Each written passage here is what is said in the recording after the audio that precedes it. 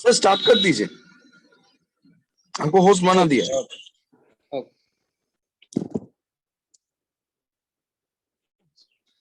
Good evening guys.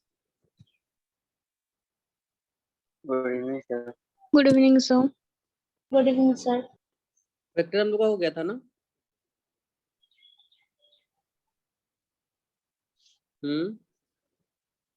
क्या sir? Vectors हो गया था ना? वेक्टर्स हम लोग का हो गया था पूरा। Yes sir. Yes sir. तो आज 2D स्टार्ट करना है ना? Yes sir. Yes sir.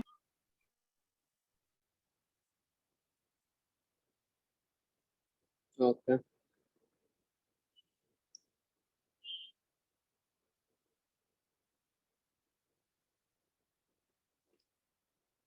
Screen दिख रहा है सबको? Yes sir.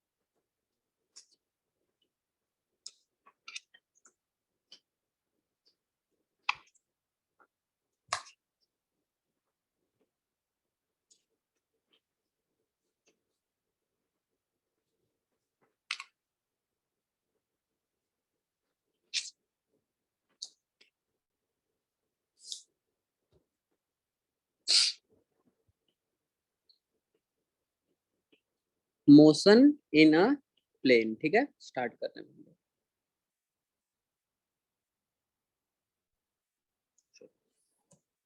अब मोशन इन अ प्लेन का मतलब क्या होता है कि यहाँ पे हम लोग सिर्फ स्ट्रेट लाइन में मोशन नहीं कर सकते, एक प्लेन में हम लोग कहीं भी मोशन कर सकते। जैसे कि अगर मैं इस मोशन का बात करूं जो मैं यहाँ पे बनाया, तो ये एक मोशन प्लेन है, स्ट्रेट लाइन नहीं कह सकते। और ना ही इसको कह सकते हैं कि मोशन 3D में हुआ है, क्योंकि ये मोशन है ना तो प्लेन के ऊपर आया है और ना ही प्लेन के अंदर गया है, ये सिर्फ इसी प्लेन में मोशन कर रहा है।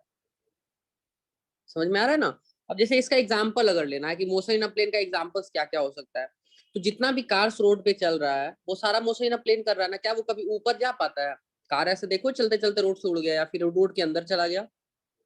वो हाईली या तो लेफ्ट जा सकता है, राइट जा सकता है, आगे पीछे, यही 4 डायरेक्शन में जा सकता है ना। Yes sir. सेम केस पे अगर हम बात करें, जैसे कि बर्ड्स का अगर बात करो, तो बर्ड्स तुम देखो उड़ते हुए कहीं भी जा सकता है, ऑल 3D मतलब 3 डायमेंशन में कहीं भी जा सकता है। तो वो क्या हो गया कि वो मोशन इन 3D हो गया।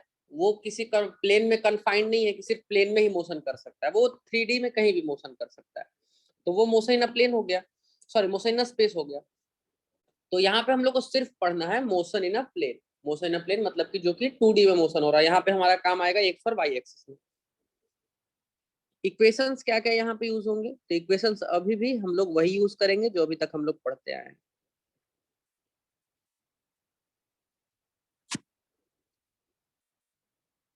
v is equal to u plus at, s is equal to ut plus half at square, उसके बाद v square is equal to u square plus 2s। कोई दिक्कत? यही इक्वेशन यहाँ पे यूज होगा। यहाँ पे हम लोग बात करेंगे, जब भी बात करेंगे तो 2 एक्सिस में बात करेंगे। एक हमारा एक्स एक्सिस है और दूसरा हमारा वाई एक्सिस है। ठीक है, this is our X axis and this is our Y axis.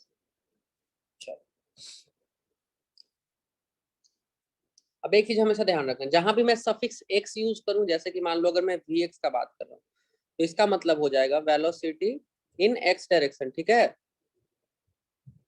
और अगर मैं v बाई का बात करूं तो यहाँ पे हो जाएगा वेलोसिटी इन y डायरेक्शन। मतलब जहां भी मैं x सफिक्स यूज करता हूं मतलब कि वो क्वांटिटी उस डायरेक्शन का है।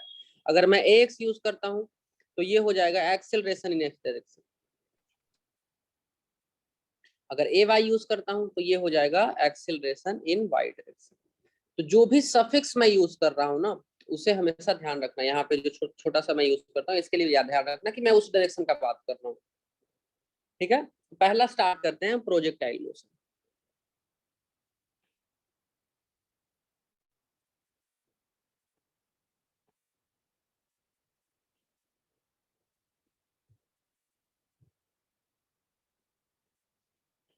चलो, अच्छा किसी को पता है कि प्रोजेक्टाइल क्या होता है?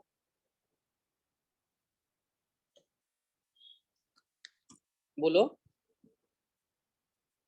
प्रोजेक्टाइल होता क्या, मतलब प्रोजेक्टाइल किसे कहते हैं? नहीं पता कुछ भी? प्रोजेक्टाइल के बारे में कुछ पता है? प्रोजेक्टाइल होता क्या है?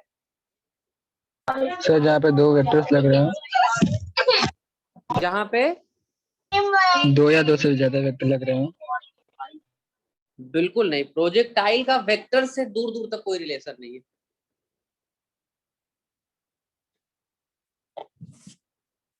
देखो, प्रोजेक्टाइल का मतलब होता है जो ऑब्जेक्ट को थ्रो किया गया है।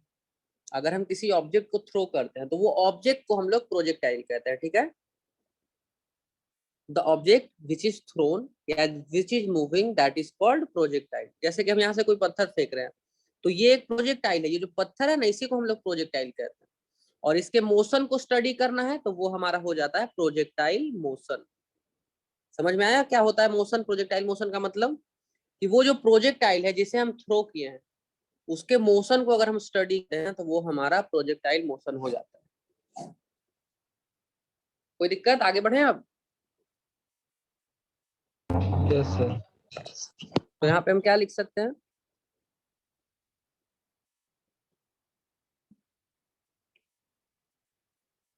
here we will study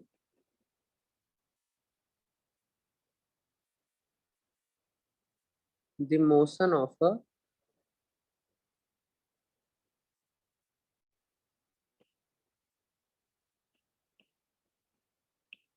projectile. ठीक है, चलो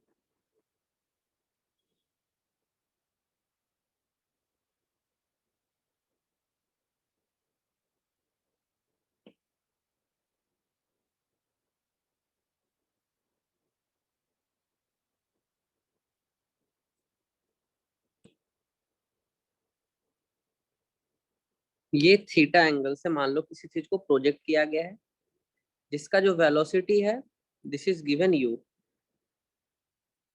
ठीक है, ये इतना इंफॉर्मेशन हमें दिया हुआ है और इधर एक एक्सेलरेशन होगा दैट इज इक्वल टू जी। चलो, हमें यहाँ पे फाइंड क्या क्या करना होता है बताओ पहले। Range, maximum height, time of flight. हमें यहाँ पे फाइंड करना है टाइम ऑफ फ्लाइट,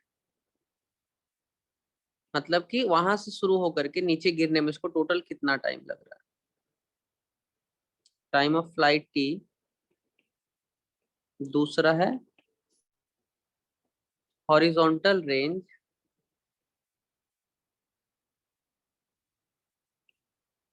तीसरा क्या है? maximum height, maximum height.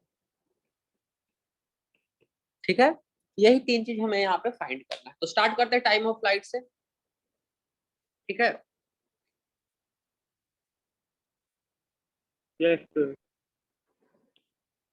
Start करते हैं। मैं इसको फिर से यहाँ पे डायग्राम बना रहा हूँ।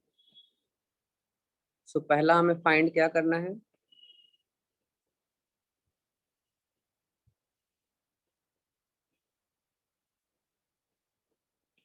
Time of flight. अच्छा एक बात बताओ, इसको हम लोग ब्रेक कर सकते हैं इसको कंपोनेंट्स के फॉर्म में? इस u को हम लोग ब्रेक कर सकते हैं एक्स और वाई एक्सिस कह लो। Yes, sir. ब्रेक करना मैंने सिखाया था ना, resolution of vectors. Yes, sir. तो इस डायरेक्शन में जो कंपोनेंट होगा उसका वैल्यू हो जाएगा u साइन थीटा। ठीक है, और इस डायरेक्शन में जो होगा उसका कंपोनेंट हो जाएगा, इसका वैल्यू हो जाएगा u cos थीटा। बोलो, Yes, sir. सही है ना? Yes. सब लोग बोलो सेटिस्फाइड हो ना कि ये u cos थीटा होगा और ये u sin थीटा होगा? Yes, sir. एग्री कर रहे हो सब लोग इस बात से? चलो Yes, Yes, sir. अब sir. यहाँ पे हमारे पास हम लिखते हैं कि हमारे पास हमें पता क्या क्या है, अभी गिवन क्या क्या है यहाँ पे। तो गिवन का बात करें तो एक्स डायरेक्शन का हमको वेलोसिटी दिया हुआ है,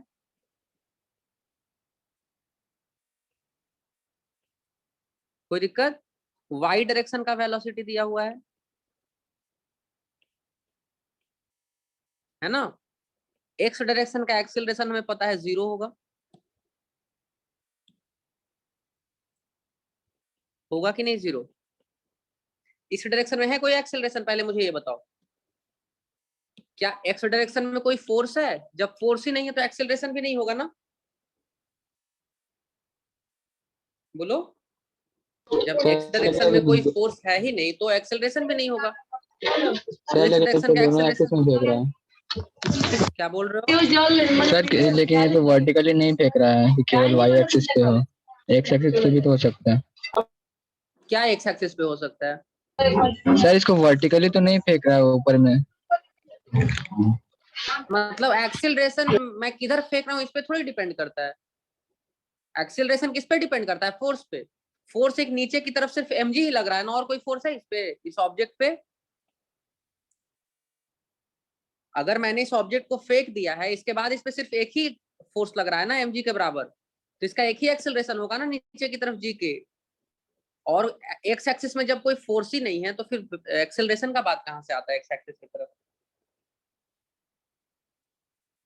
समझ में आ रहा है? Yes sir. चलो फिर अगर हम y डायरेक्शन का एक्सेलरेशन का बात करें तो ये माइनस जी के बराबर है। अब मैंने माइनस क्यों लिखा है? क्योंकि हमारा वेलोसिटी हम लोग इसको इस डायरेक्शन को पॉजिटिव मान के चल रहे हैं। हम ऊपर वाले डायरेक्शन को पॉजिटिव मानते हैं जैसा कि हमने 1D में भी किया था, और नीचे वाले डायरेक्शन को निगेटिव मानते हैं, है ना? तो यहाँ भी मैं वही कन्वेंशन फॉलो कर रहा हूँ जिससे कोई दिक्कत नहीं हो। अब इतना चीज हमें पता है और तो हमें कुछ नहीं पता इन्फॉर्मेशन फिलहाल। हाँ, एंगल ऑफ प्रोजेक्शन हमें पता है,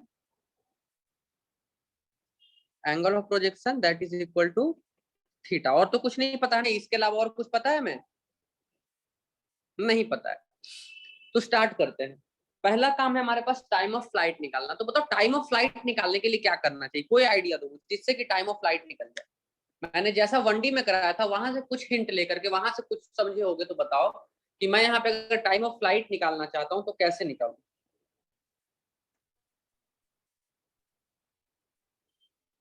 sir v equals to u plus 80 equation को लगा के। किस किस पॉइंट के बीच, कुछ ऐसा बताओगे तब ना, कहीं भी थोड़ी लगा सकते हैं।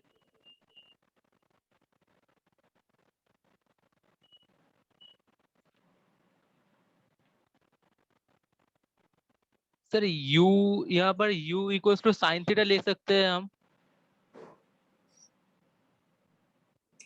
एक चीज मैंने बताया था, मे भी तुम्हें याद होगा या नहीं, मैं क्या बोल रहा हूँ कि जब भी हम लोग 2D में काम करते हैं तो मैंने बोला था कि किसी एक डायरेक्शन में अलग से काम करना है, दूसरे डायरेक्शन में अलग से काम करना है। मतलब हम लोग को दोनों डायरेक्शन में एक साथ नहीं काम करना है।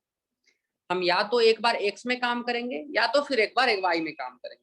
अब मेरा वो कहने का क्या मतलब था, ये देखो कि अगर फिलहाल हम वाई डायरेक्शन में बात करते हैं तो हम सिर्फ वाई डायरेक्शन वाला टर्म को कंसिडर करेंगे, जैसे कि ये कंसिडर करेंगे, ये कंसिडर करेंगे। एक्स डायरेक्शन को फिलहाल कुछ नहीं करना है, एक्स डायरेक्शन को वैसे का वैसे छोड़ देना है। अगर हम लोग वाई डायरेक्शन में बात कर रहे हैं तो सिर्फ और सिर्फ वाई डायरेक्शन का चीज लेंगे। तो considering motion in Y direction only.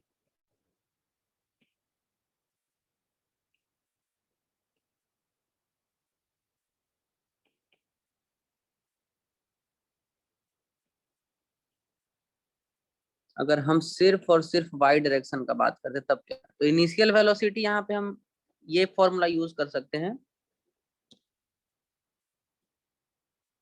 v is equal to u plus 80। तो v क्या है? अब मैं किस किस पॉइंट के बीच लगा रहा हूँ ये भी काफी इंपॉर्टेंट है। ये हमारा पॉइंट ए है and this is our point B and this is our point C, ठीक है? तो हम फिलहाल ए पॉइंट और बी पॉइंट के बीच ये वेलोसिटी, ये वाला फॉर्मूला लगा रहे हैं, ठीक है? कोई दिक्कत? ठीक है ना? हम जो ये फॉर्मूला है, ये वाला फॉर्मूला, ये हम इस और इस पॉइंट के बीच लगा रहे हैं। कि यहाँ इनिशियल वेलोसिटी और यहाँ पे final velocity in Y direction का मैं बात करूं तो अच्छा एक बात बताओ, इनिशियल वेलोसिटी तो हमें पता है u sin थीटा है, इस पॉइंट पे इस डायरेक्शन में क्या वेलोसिटी होगा? 0 पॉइंट पे 0 वाई डायरेक्शन में क्या वेलोसिटी होगा? सब लोग पहले सोचो इस चीज को। सर 0। अगर मैं v बाई का बात करूं पक्का सर, 0 होगा ना? 0। सब लोग हाँ, इस सर। बात को चलो। तो ये हमारा 0 है फाइनल वेलोसिटी। इनिशियल वेलोसिटी है u sin theta, acceleration in Y direction है -g और टाइम है t1। तो यहां से अगर t1 का हम बात करें तो ये simply u sin theta by g हो जाएगा कि नहीं? बोलो। अब सिमिलरली सर। सेम इक्वेशन हम b और c के बीच लगाएंगे तो तुम्हें पता ही है टाइम तो सेम आएगा, मैंने वहां भी प्रूव करके दिखाया था। तो यहाँ पे अगर t2 का भी बात करें सिमिलरली, t2 का भी यही वैल्यू होगा जो t1 का वैल्यू है, क्योंकि जितना टाइम इसको ऊपर जाने में लगता है उतना ही टाइम इसको नीचे आने में भी लगता है। तो u sin theta by g। अब अगर फाइनली हम देखा जाए कि थ्रू आउट द मोशन कितना टाइम लगा है तो t1 प्लस t2, तो t1 प्लस t2 यहाँ पे टोटल टाइम लगेगा। तो अगर हम टाइम ऑफ फ्लाइट का बात करें, time of flight that is equal to t is equal to क्या हो जाएगा? t1 प्लस t2, या फिर हम यहाँ से लिख सकते हैं t is equal to 2u sin theta by g। Sir x direction में क्यों नहीं लिए? क्योंकि मैंने क्या बोला था कि दोनों डायरेक्शन में एक साथ काम नहीं कर सकते हैं, तो हम या तो वाई डायरेक्शन में काम करें या तो एक्स डायरेक्शन में एक साथ काम करें। तो हम लोग वाई डायरेक्शन में फिलहाल काम कर रहे हैं, तो हमने सारा क्वांटिटी वाई डायरेक्शन का लिया है सारा क्वांटिटी। क्या दिक्कत हो गया? इससे कोई दिक्कत थोड़ी है। सर तो एक्स डायरेक्शन में लेना चाहेगा? अच्छा एक बात बताओ, इसको वाई डायरेक्शन जाने में अलग टाइम और एक्स डायरेक्शन जाने में अलग टाइम लगेगा? मतलब पहले इसको यहाँ से यहाँ जाने में 5 सेकंड लगेगा, फिर यहाँ से यहाँ जाने में 10 सेकंड लगेगा, ऐसा होता है? जितना टाइम इसको ये नो पूरा सर। मोशन में लग रहा है तो जितना टाइम वाई डायरेक्शन में लग रहा है उतना टाइम एक्स डायरेक्शन में भी लगेगा। एक ही साथ मोशन हो रहा है ना, ऐसा थोड़ी हो रहा है कि पहले यहाँ जा रहा है फिर यहाँ जा रहा है। तो जितना टाइम इसको यहाँ से यहाँ पहुंचने में लगेगा, मतलब इस लेवल पे पहुंचने में लगेगा, उतने टाइम में यहाँ से यहाँ भी पहुंच रहा है ये। तो अलग अलग थोड़ी मोशन कर रहा है कि पहले ऊपर जा रहा है फिर इधर जा रहा है फिर इधर जाकर के फिर इधर आ रहा है, ऐसा थोड़ी हो रहा है। तो ये मोशन साइमल्टेनियस है, तो हम या तो एक्स डायरेक्शन से टाइम कैलकुलेट करें या तो वाई डायरेक्शन से। लेकिन एक्स डायरेक्शन से भी कर सकते थे, लेकिन हमको ये डिस्टेंस नहीं पता है। अगर ये डिस्टेंस पता होता तो हम इजिली कर सकते थे। तुम देखना मैं करके दिखाऊंगा, अगर मुझे ये डिस्टेंस पता चल जाए तो हम यहाँ से भी टाइम निकाल सकते हैं कि टोटल टाइम कितना लगा इसको यहाँ से यहाँ जाने में। ठीक है, चलो अब दूसरा हम क्या फाइंड करना है? हमें रेंज फाइंड करते हैं।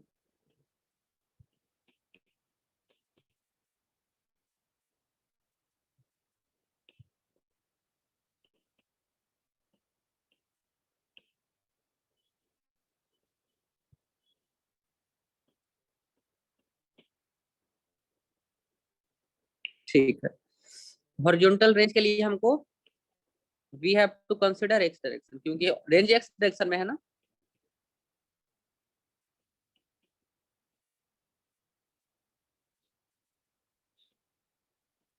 चलो तो अगर हम यहाँ से फॉर्मूला यूज करें s x is equal to u x t plus half into x into t square.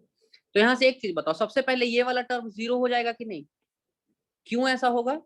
क्योंकि एक्स का वैल्यू 0 है, एक्स डायरेक्शन में कोई एक्सेलरेशन ही नहीं है, तो ये वाला टर्म 0 हो जाएगा। बोलो। तो अगर हम एस एक्स का बात करें तो ये सिंपली हो जाएगा ना यू एक्स इंटू टी, और ये टी का मतलब क्या है? Total time of flight. तो यहाँ से हम अगर टाइम का वैल्यू यहाँ पे पुट करें तो हमको, तुम्हें नहीं लग रहा है कि रेंज पता चल जाएगा हमें? बोलो।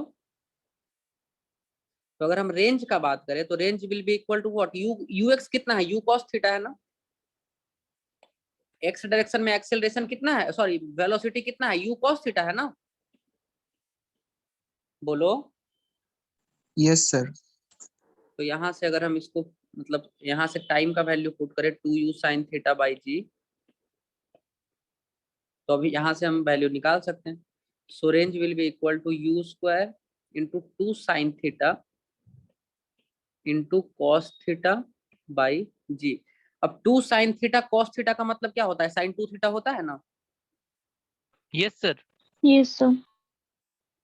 सबको पता है ये साइन 2 थीटा के बराबर होता है, पक्का? चलो, तो यहाँ से हम रेंज का वैल्यू लिख सकते हैं u square sine 2 theta by जी।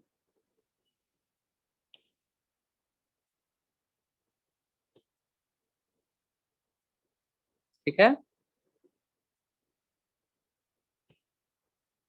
कोई दिक्कत? अब मैंने क्या बोला था कि मैं यहाँ से भी निकाल के दिखाऊंगा कि टाइम का वही वैल्यू आता है।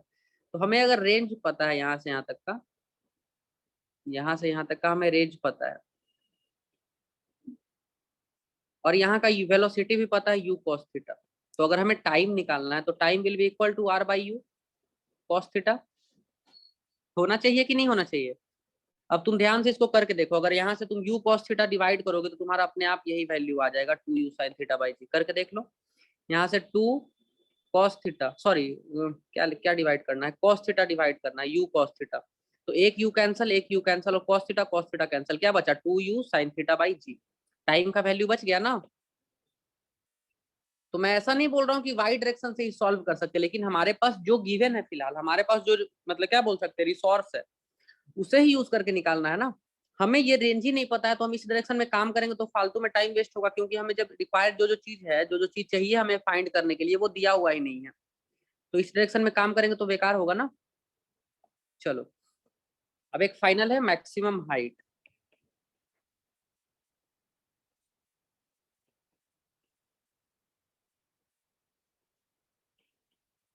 मैक्सिमम हाइट,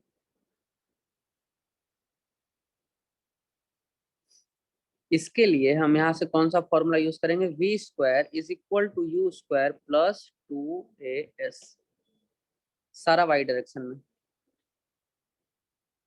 ठीक है, चलो, तो हमें सारा का वैल्यू पता है, सिर्फ एस वाई का वैल्यू नहीं पता है। तो फाइनल वेलोसिटी 0, इनिशियल वेलोसिटी है u sine theta plus 2, acceleration का वैल्यू है -g, और एस वाई का वैल्यू है h। ठीक है, चलो, अब यहाँ से जब इसको सॉल्व करेंगे तो हमारे पास u square sine square theta is equal to 2gh के बराबर आ जाएगा। ठीक है, यहाँ से अगर हम h का वैल्यू निकालेंगे तो ये हो जाएगा u square sine square theta by 2g। हो जाएगा कि नहीं होगा बताओ, बोलो, समझ में आया ये? Yes sir. Yes, sir. कोई दिक्कत है?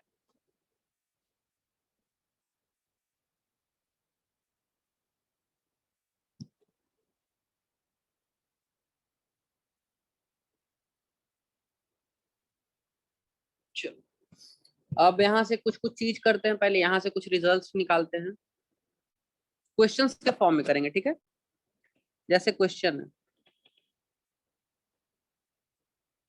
Find theta so that range should be maximum.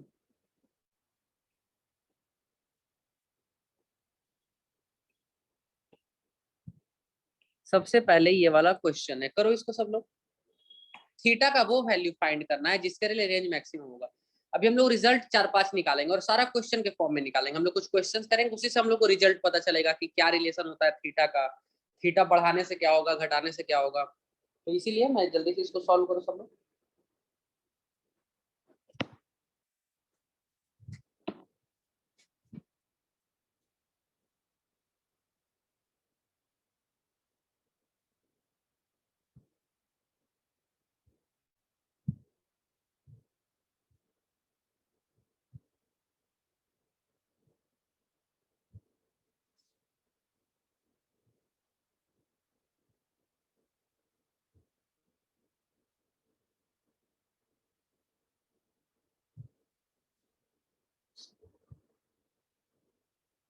Sir theta equals to 45 degree होगा क्या?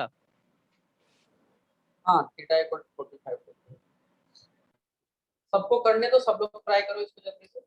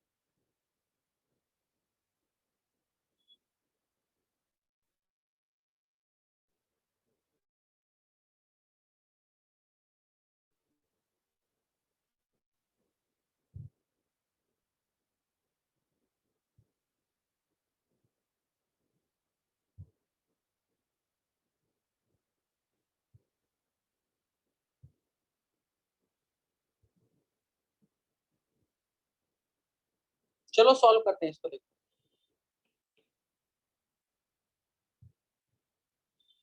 हमारे पास रेंज फॉर्मूला है ना, आवाज आ रहा है मेरा? Yes, sir. Yes sir. u square sine 2 theta by g, हमारे पास ये रेंज का फॉर्मूला है। तो यहाँ पे देखो सब कुछ, अगर हमें u का वैल्यू दे दिया गया है, हमें दिया गया है कि u का समथिंग वैल्यू है, मान लो 20 मीटर पर सेकेंड है, तो यहाँ पे सब कुछ कांस्टेंट है, u भी कांस्टेंट है, g भी कांस्टेंट है, और साइन थीटा ही एक वेरिएबल कांस्टेंट है यहाँ पे, मतलब क्वांटिटी है। थीटा को ही हम वेरी करके, मान लो एक एग्जांपल मैं तुमको देता हूँ, जैसे मेरे पास एक कैनन है, कैनन मतलब एक तोप है जो पुराने जमाने में होता था, ऐसा करके एक तोप है, मुझे यहाँ से फायर करना है। अब फायर करने के लिए मेरे पास, अब इसका हम पावर तो नहीं बढ़ा सकते हैं ना, ये जितना मतलब होता है वेलोसिटी से गोला को दाग सकता है वो तो नहीं बढ़ा सकते हैं। तो हम एक ही चीज ना कर सकते हैं, या इसको या तो थोड़ा सा ऊपर उठा दें या नीचे करके हम टारगेट पे निशाना लगा सकते हैं। और कोई तरीका है? No sir. बोलो। तो यहाँ पे सब कुछ कांस्टेंट है, सिर्फ एक थीटा का वैल्यू ही है जो वेरिएबल है। तो थीटा का किस वैल्यू के लिए रेंज मैक्सिमम है, ये हमें पता करना है। तो चलो फाइंड करते हैं। इसका दो तरीका है, ठीक है। मेथड 1 मैं यहाँ पे अप्लाई कर रहा हूँ। अगर हम इसको r को थीटा के रिस्पेक्ट में डिफरेंशिएट करके 0 पुट कर दें, तो वहां पे theta will give maximum range. ठीक है, तो पहला मेथड अप्लाई करते हैं। तो अगर हम dr बाई डी थीटा करते हैं तो देखो क्या आता है, ये हो जाएगा u square cos 2 theta into 2 divide by g is equal to 0, या हम कह सकते हैं cos 2 theta is equal to 0। यहाँ से हम कह सकते हैं 2 theta is equal to 90 degree, या थीटा इज इक्वल टू 45। तो एक ये तरीका आया ना, बोलो। यहाँ से हमें पता चल गया, अगर हमने dr बाई डी थीटा करके उसको 0 पुट किया तो हमें पता चला कि ये मैक्सिमम वैल्यू, जहाँ पे भी थीटा का वैल्यू ये आ रहा है वो हमारा मैक्सिमम वैल्यू हो जाएगा। तो थीटा का वैल्यू यहाँ पे आया 45 डिग्री। कोई दिक्कत? बोलो। सेकंड मेथड देखते हैं अब। सेकंड मेथड काफी सिंपल है, मतलब एक होता है ना कि बेसिक ट्रिग्नोमेट्री अगर पता होगा तो बता सकते हो। Method 2, u square sine 2 theta by g is equal to range. ठीक है, अब तुम एक बात बताओ, साइन 2 थीटा का मैक्सिमम वैल्यू क्या होगा? Maximum value of sine 2 theta कितना हो सकता है? सर 1। 1 होगा। सब लोग सोचो इस बारे में, साइन 2 थीटा का मैक्सिमम वैल्यू कितना हो सकता है? सर 1 ही तो होगा। ठीक है, तो ये 1 हो सकता है। सब लोग बोलो, समझ में आ रहा है? साइन 2 थीटा का मैक्सिमम वैल्यू कितना? 1 ही ना हो सकता है। साइन एक्स का वैल्यू कभी भी 1 से ज्यादा हो सकता है, ये बताओ। साइन फंक्शन का वैल्यू नहीं सर। -1 से 1 तक रहता है, So, तो साइन 2 थीटा का मैक्सिमम वैल्यू 1 ही ना हो सकता है। हाँ बोलो, किसी को कुछ पूछना है?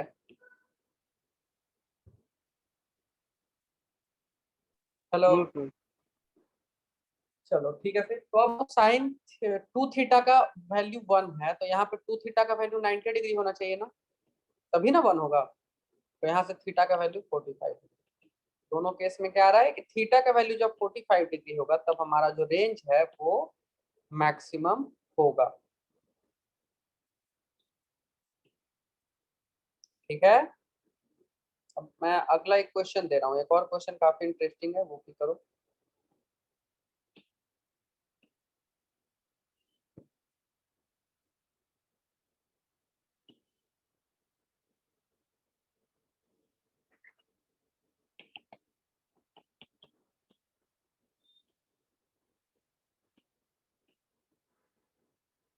A projectile has same range for two angles of projection.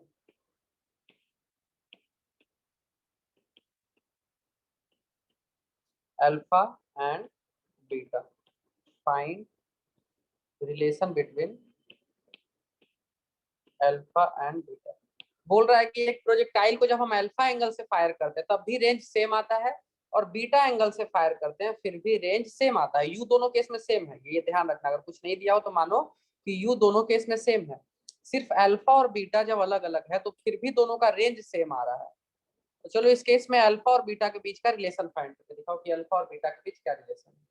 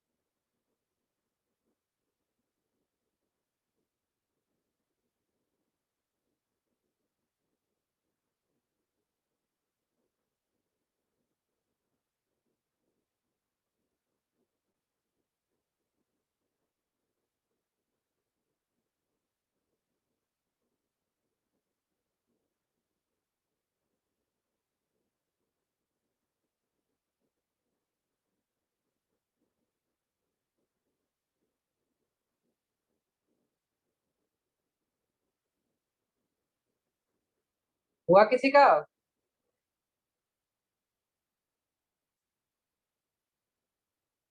Hello.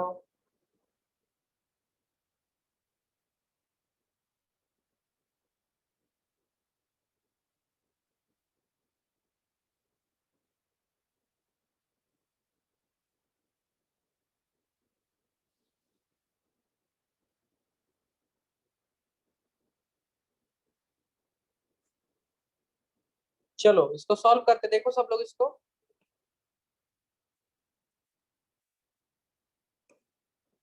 यहाँ पे बोल रहा है दो एंगल के लिए रेंज सेम है। तो अगर हम बात करें रेंज का तो ये हो जाएगा u square sine 2 alpha by g and that is equal to u square sine 2 beta by g. यही है ना, बोलो hello. Yes, sir. Yes sir. Yes sir. तो यहाँ से Yes, ये sir. सब कैंसल आउट हो जाएगा तो सिंपल सा एक इक्वेशन आएगा sine 2 alpha is equal to sine 2 beta. ठीक है, तो एक तो ये वाला इसका सॉल्यूशन हो सकता है कि अल्फा इक्वल टू बीटा है और दूसरा हो सकता है alpha is equal to 90 minus. Minus. ठीक है, तो ये दोनों रिलेशन है। इससे इसका देखो बहुत तगड़ा रिजल्ट है। ये दिखने में तुमको एक छोटा सा इक्वेशन लग रहा होगा लेकिन बहुत तगड़ा रिजल्ट है।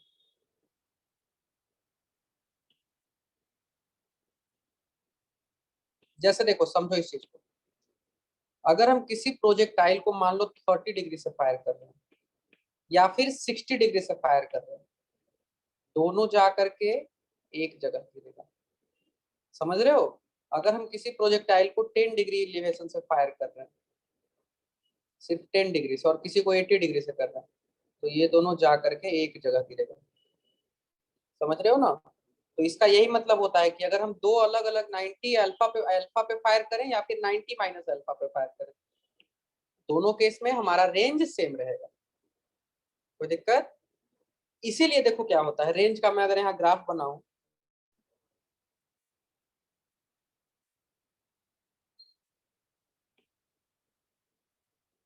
ये हमारा थीटा है और ये रेंज है। तो अगर मैं ऐसा ग्राफ बनाता हूं तो ध्यान देना कि शुरुआत में क्या होता है, रेंज बढ़ते बढ़ते बढ़ते बढ़ते बढ़ते ऐसे करके घटे जाते हैं। ठीक है, ये हमारा 45 डिग्री है। Theta is equal to 45 degree पे मैक्सिमम रहता है रेंज, और उसके पहले कम रहता है, धीरे धीरे बढ़ता है और फिर बाद ऐसे हो जाता है। समझ में आया? Yes, sir.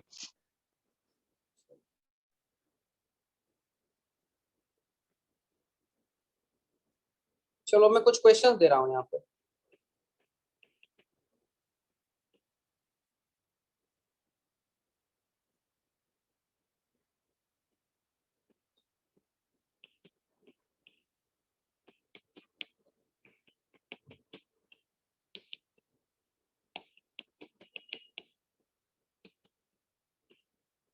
चलो तीन क्वेश्चन।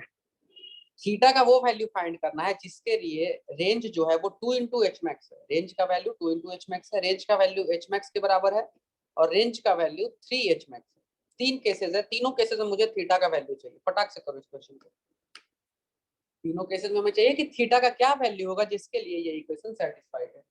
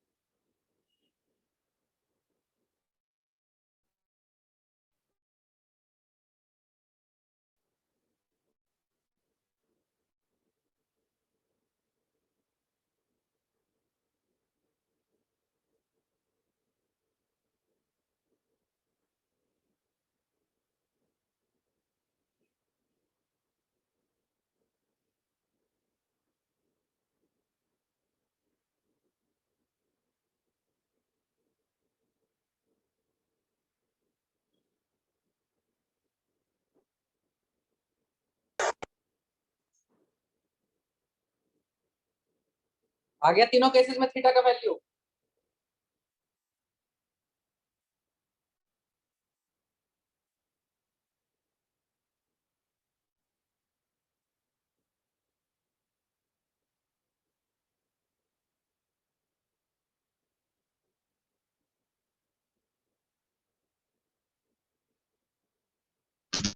सर हाँ सर मेरे साथ लेट आया क्लास में, मुझे तो बता दीजिए क्या हुआ है।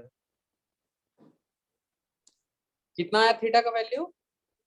नहीं सर, मैं क्लास में लेट से आया हूँ, तो मैं पूछने वाला हूँ, कुछ हुआ है? एक समझा दीजिए जरा क्या हुआ है। हमने अभी जस्ट प्रोजेक्टाइल मोशन स्टार्ट किया है, ठीक है।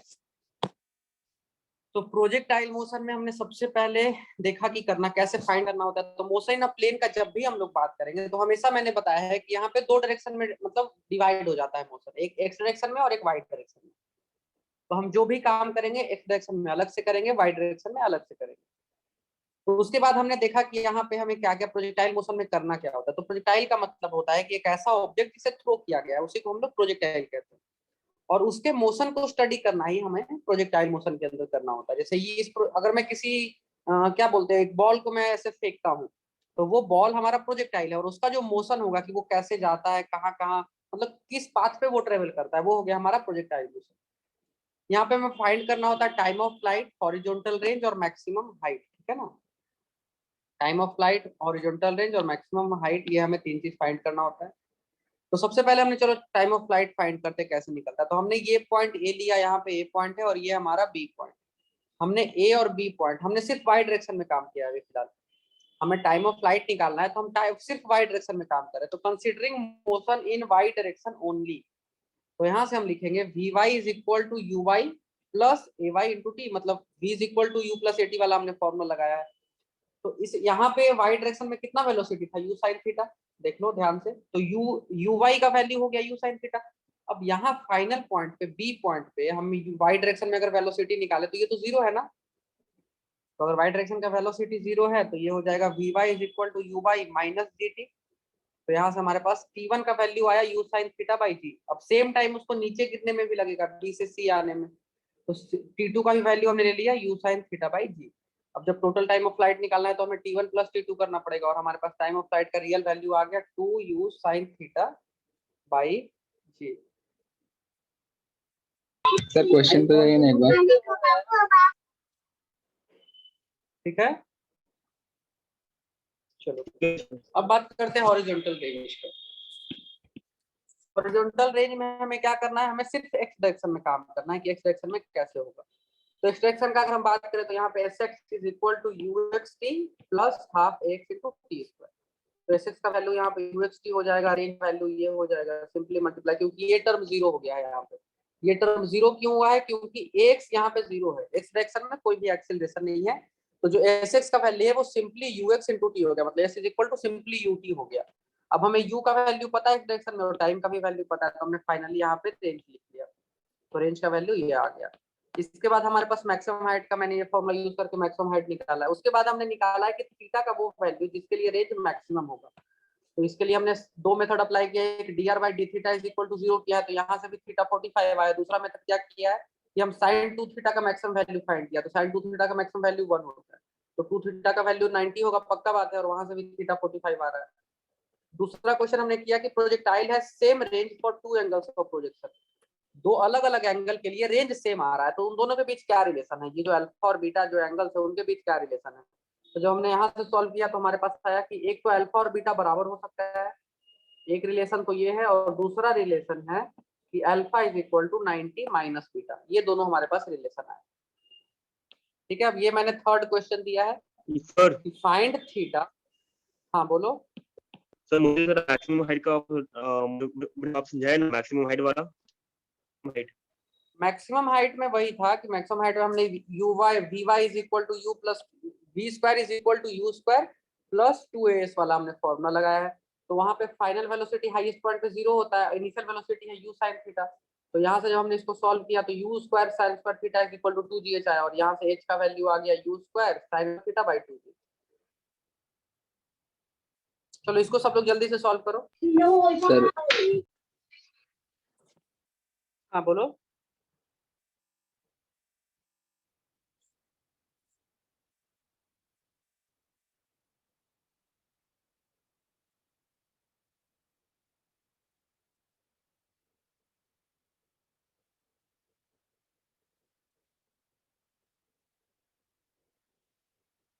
सर लास्ट क्वेश्चन में अल्फा का सेकंड वैल्यू कैसे आया था?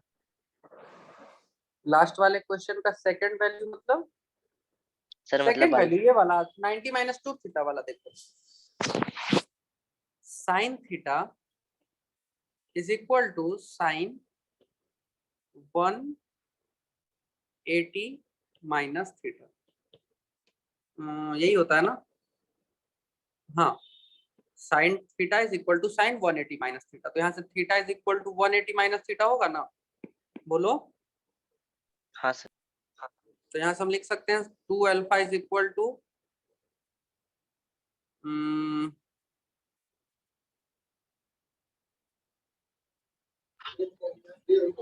सॉरी हम यहाँ से लिख सकते हैं ना 2 beta is equal to 180 minus 2 alpha, लिख सकते हैं। हाँ सर। तो यहाँ से सिंपल सोल्व करके देख लो, theta is equal to 90 minus beta आ रहा है, या फिर beta is equal to 90 minus alpha आ रहा है, दोनों तो सेम बात है ना। चलो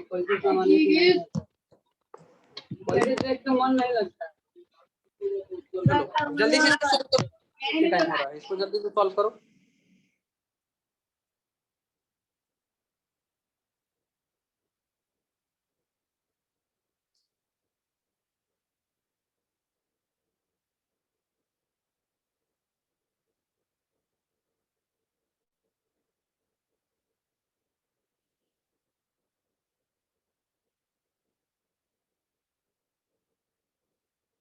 सर हो गया। ठीक है, सबको करना, सब लोग जल्दी से करो, ये क्वेश्चन हो जाना चाहिए सबसे, सब लोग बैठे हो उसी, जल्दी से करो इसको।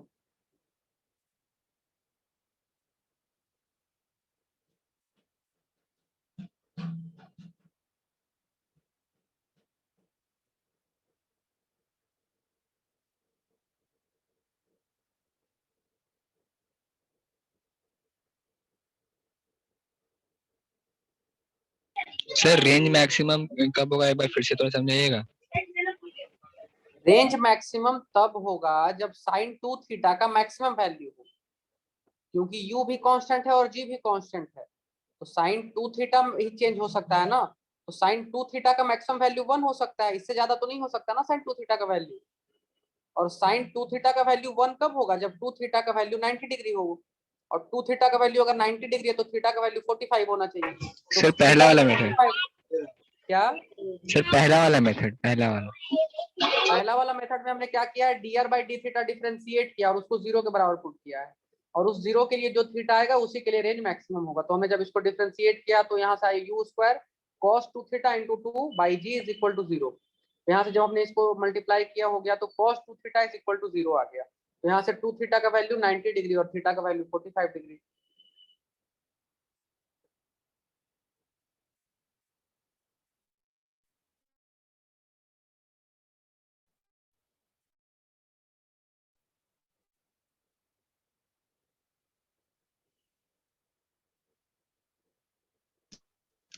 हो गया मेरा, क्या ये मेरा हो गया। चलो ठीक है, मैं करके भी दिखा रहा हूँ।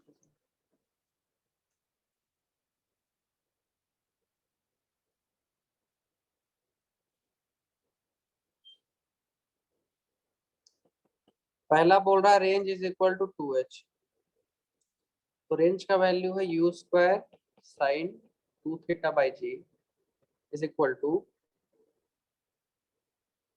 u स्क्वायर 2h, यानी कि 2u square sine square theta by 2g, यही है ना।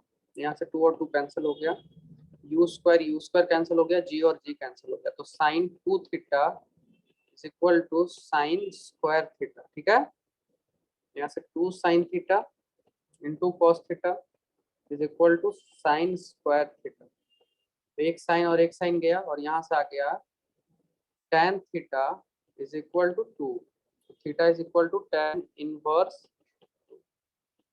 कितनों का आंसर आया था ये? सर मेरा आया था ये। ये तो मेरा आया था। चलो सेकंड वाला करते हैं।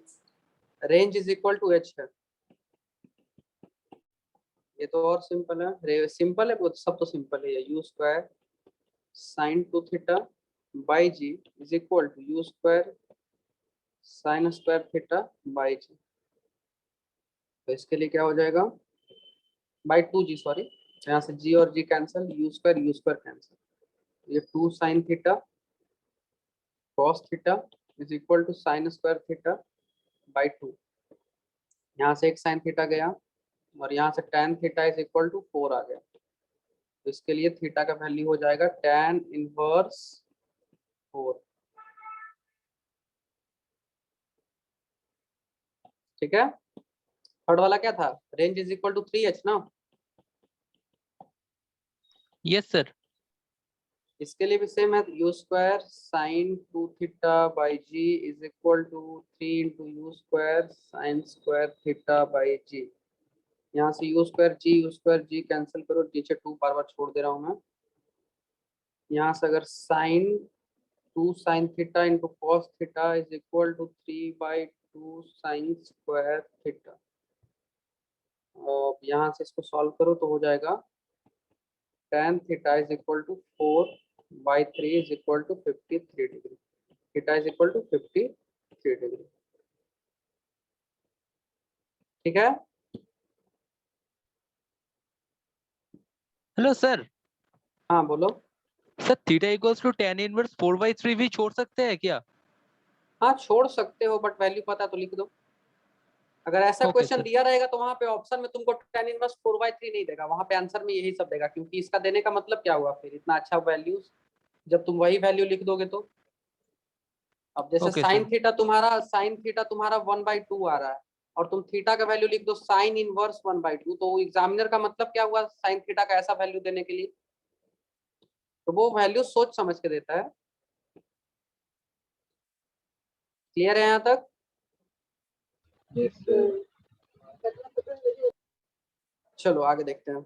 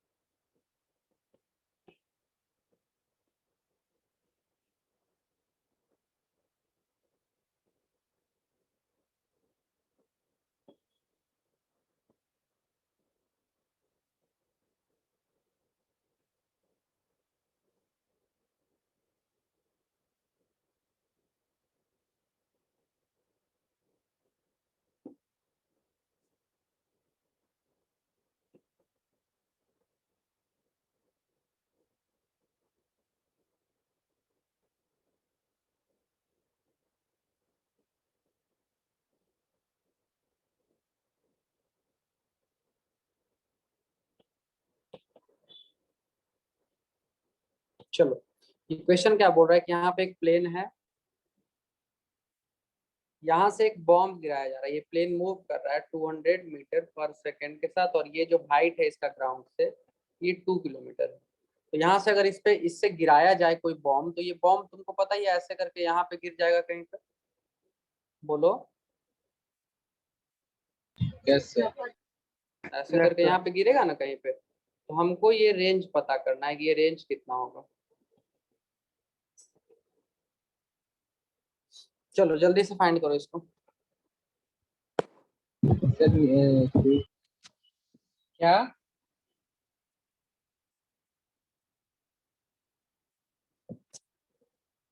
जल्दी सब लोग फाइंड करो रेंज कितना होगा।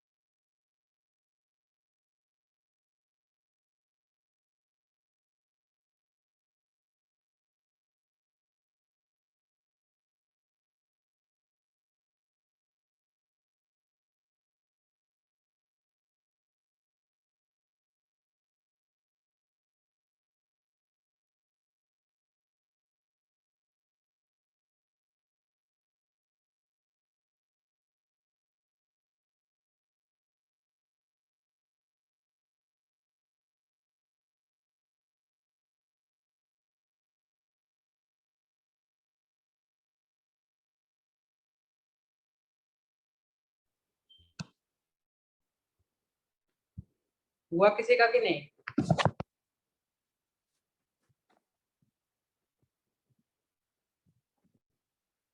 हेलो,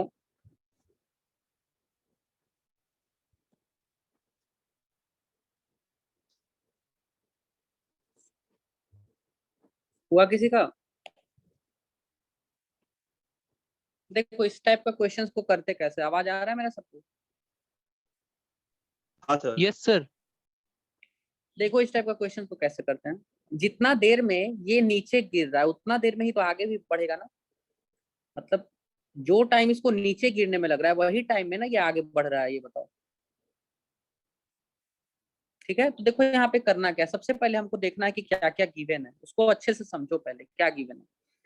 तो हमें इस बॉम्ब का एक्स डायरेक्शन का वेलोसिटी पता है ना, ये तो प्लेन के वेलोसिटी के बराबर होगा क्योंकि उसको ड्रॉप किया गया उसी वेलोसिटी के साथ।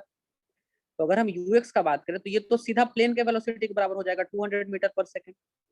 वाई डायरेक्शन में कोई वेलोसिटी, इसको नीचे थ्रो नहीं किया गया, बस ड्रॉप कर दिया गया है, तो वाई डायरेक्शन का वेलोसिटी 0 है।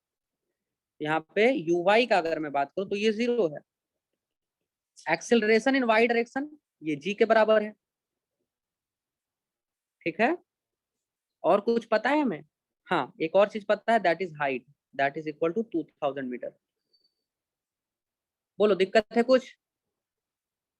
अब देखते हैं सबसे पहले कि इसको नीचे गिरने में टाइम कितना लगेगा। तो नीचे गिरने में टाइम कितना लगेगा ये तो सिर्फ और सिर्फ हाइट पे डिपेंड करता है ना, और किसी चीज पे डिपेंड करता है?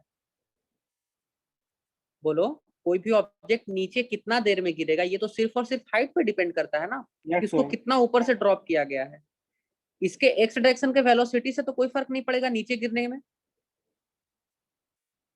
तो यहां से अगर हम ये वाला टाइम निकालना चाहें तो ये होता है 2h बाई जी।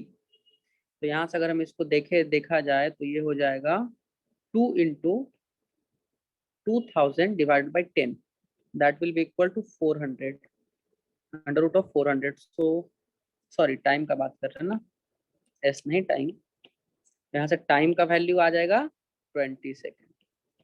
ठीक है, तो इसको नीचे गिरने में 20 सेकेंड लग रहा है। कोई दिक्कत किसी को यहाँ तक?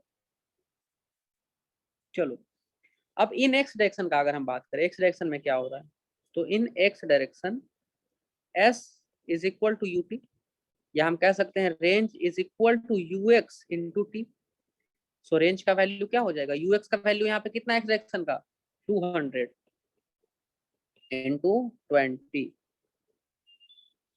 That is equal to 4000 meters. So range will be equal to 4 kilometer.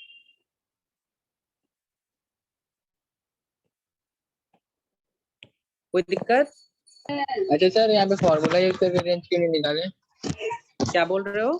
Sir formula use करके रेंज क्यों नहीं निकाले?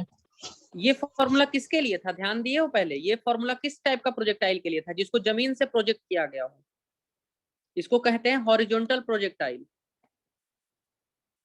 ठीक है, this is also called horizontal projectile motion. Confuse नहीं होना है, सारा प्रोजेक्टाइल एक तरीके का नहीं होता है। प्रोजेक्टाइल मोशन हर बहुत तरीके के हो सकते हैं, मैंने अभी बोला ना कि उसको किस तरीके से हम थ्रो कर रहे हैं इस पे डिपेंड करता है प्रोजेक्टाइल। तो इसको हम हॉरिजॉन्टल प्रोजेक्टाइल कहते हैं।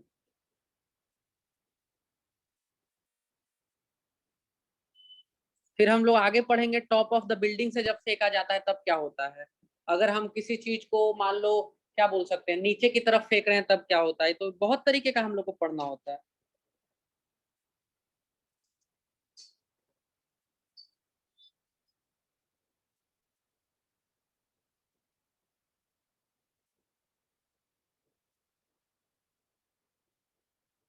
सर सॉल्यूशन प्लीज बताइए। चलो सब लोग लिखो इसको।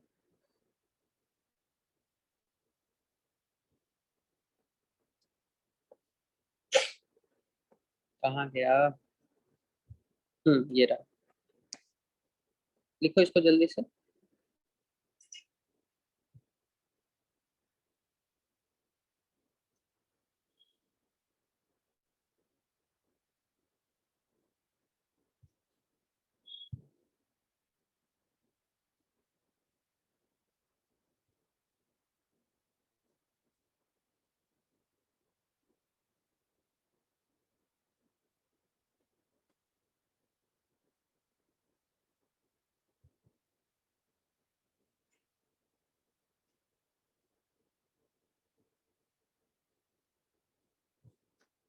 चलो एक लास्ट क्वेश्चन और मैं दे रहा हूँ।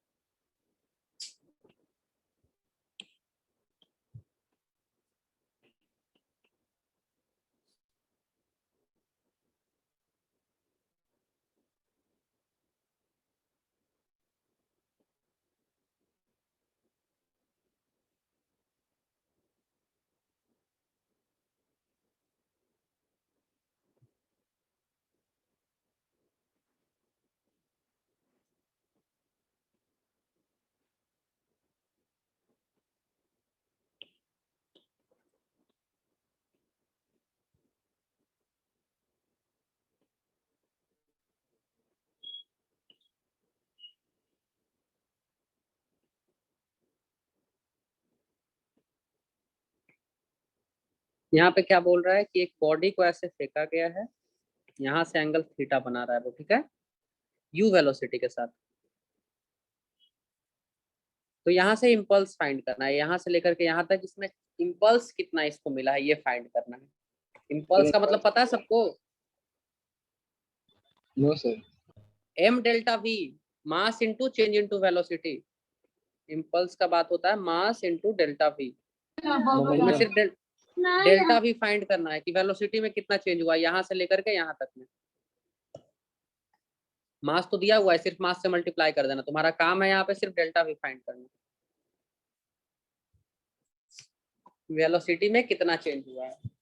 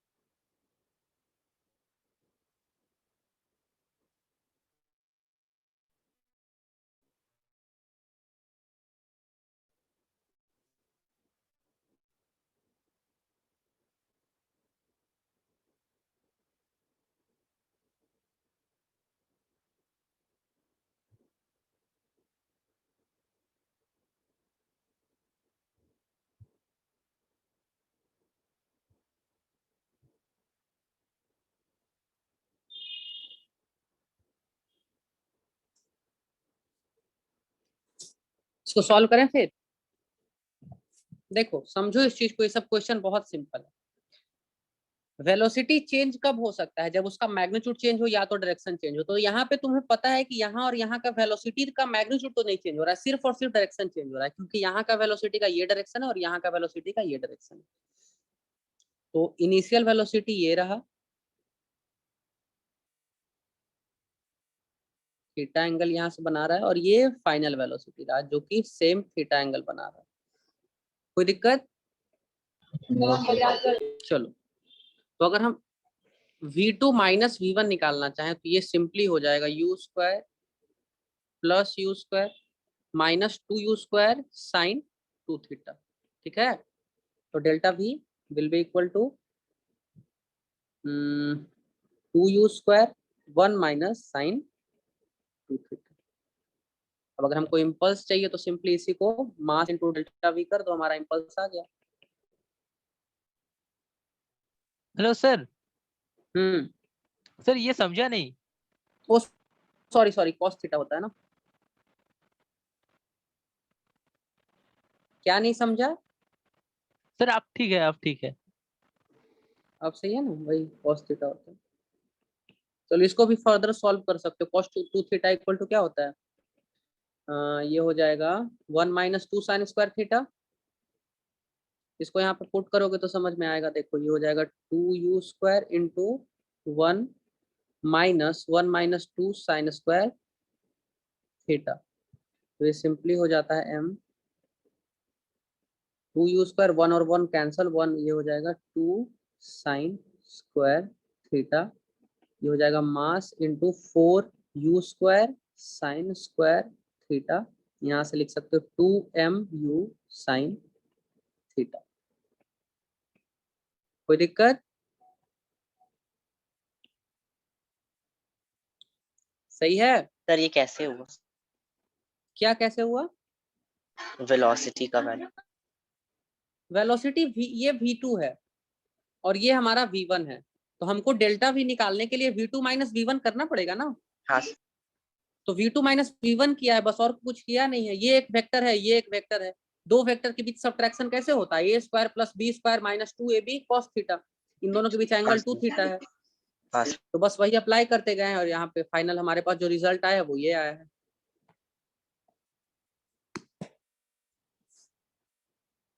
कोई दिक्कत अब?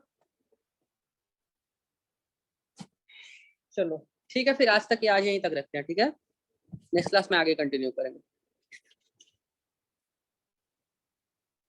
चलो, good night all of you.